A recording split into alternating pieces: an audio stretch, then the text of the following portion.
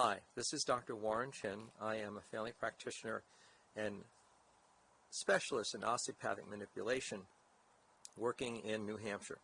Now, what I'm going to describe today is cases of dizziness or headache. Now, a lot of times you'll see a lot of people with unexplained headache and dizziness, usually from a car accident or something that traumatized their neck. Now, this can also disguise itself as symptoms of a concussion, as in sports. Now, what can happen is an osteopathic physician can actually find a slight dislocation at the base of the neck, which we call the axis atlas, and there's a slight tilt of the head on the neck, and at the base of the neck there's two little spaces called sulci where nerves and blood vessels go through, and they're back here. Now, if the head is tilted to one side, it can potentially compress those arteries and nerves. Now, two structures that are fairly important are the inferior vestibular artery and nerve. These control the balance mechanism in the ear.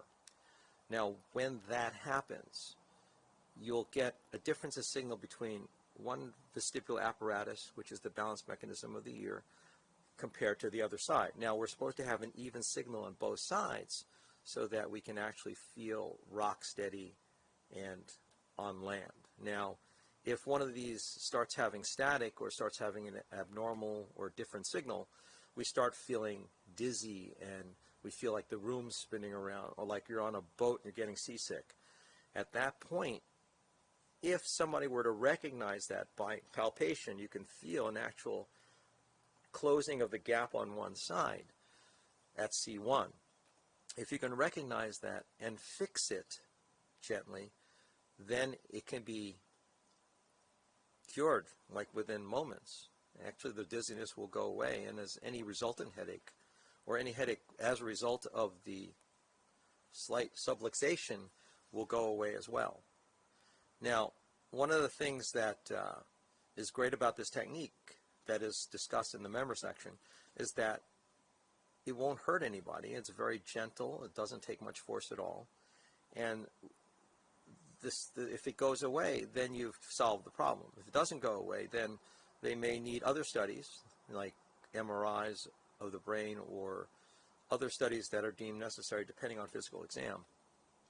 Now, one other provision is that when the technique is done, we're told to tell the patient to keep their eyes closed, because if the nerve and artery are bounced on while you're doing the correction, you can actually cause a slight wave of dizziness, and they can avoid that if they keep their eyes closed.